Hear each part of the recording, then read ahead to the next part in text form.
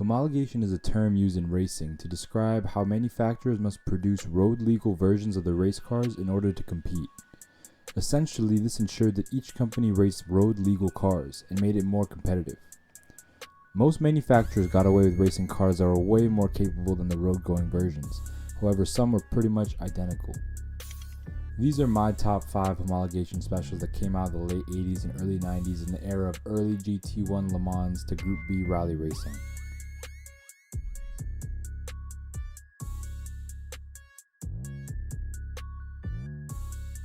The Nissan R390 GT1. Developed for the 1997 and 1998 24 Hours of Le Mans, Nissan ditched its Skyline GTR-based race car and came up with its own CLK GTR 911 GT1 competitor. Interestingly enough, it was designed by the head of Jaguar. The new design utilized a 3.5-liter twin-turbo V8 and the race version made 641 horsepower. Even though the road version was slightly detuned, it still made 550 horsepower. The road car was capable of speeds of over 340 kilometers an hour, making it the world's fastest production car. This record would be short-lived as it was beaten by the McLaren F1 in the same year.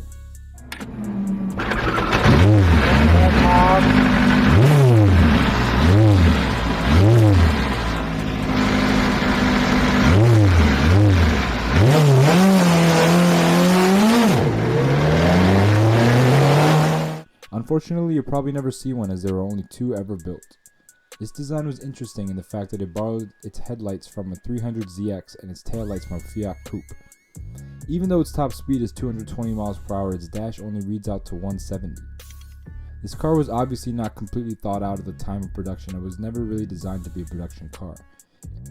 Its main purpose was to simply allow the race version to qualify. The twin-turbo V8 design would later be adopted by McLaren and it is the basis of their engines today. The selling price for the 2 examples produced was just over $1 million each. The Toyota GT1. Produced to compete in the 1998 and 1999 Le Mans, the Toyota GT1 finished in 1st and 2nd. In the same fashion as Nissan, Toyota built the GT1 to compete with the CLK GTR 911 GT1. They had many loopholes they had to jump through in order to qualify. On top of not actually producing any real production vehicles, the 2 production vehicles were just put on display in museums.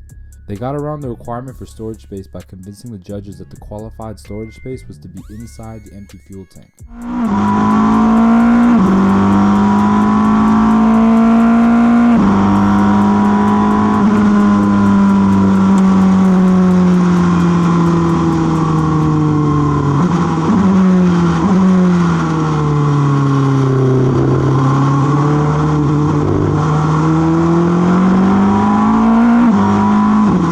The body was designed by Toyota Team Europe and the engine was supplied from Toyota Japan themselves.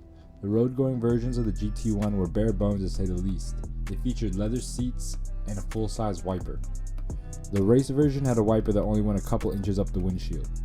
The GT1 featured a 3.6-liter twin-turbo V8 making 630 horsepower and required a rebuild every 3,100 miles.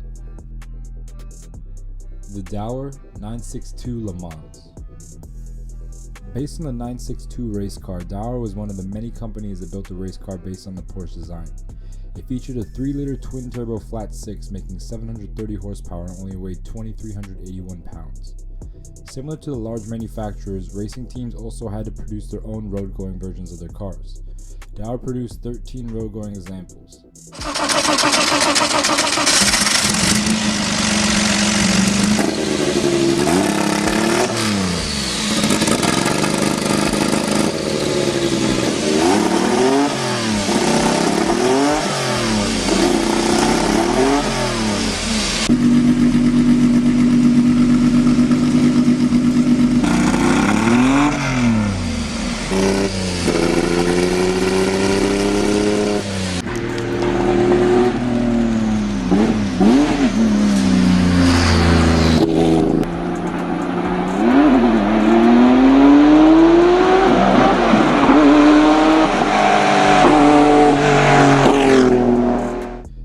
Won Le Mans in 1994 and subsequently was banned because it was too powerful. With a 0 to 60 time of 2.6 seconds and a top speed of 251 miles per hour, it was the fastest road legal car until the Veyron. It was essentially a Group C car disguised as a GT1 and then homologated. In the 1994 Le Mans, it finished its fastest lap 15 seconds faster than the second fastest car. The Lancia R390 Stradale. Homologation requirements for Group B required that 200 road-going versions of the Lancia R390 had to be built in order to be homologated.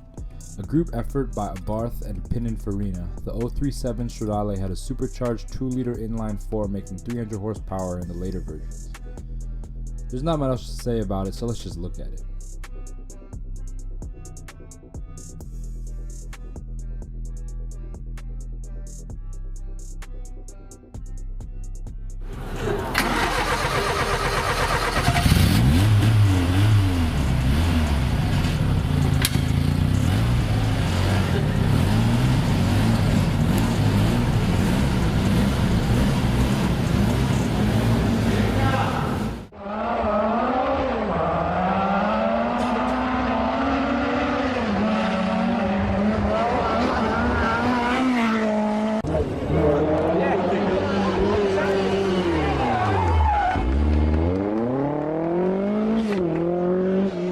The racing versions earned 5 World Rally Championship wins from 1983 to 1984 as the supercharger setup was superior than its competitors' turbo systems because of its less lag.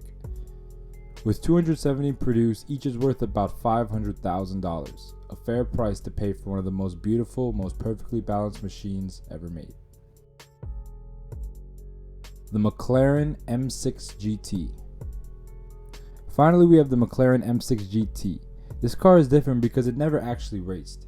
Developed as the very first McLaren road car, the Bart's-tuned 5.7-liter naturally aspirated Chevy V8 was made into a 5-speed manual and produced 370 horsepower and 370 pound-feet of torque.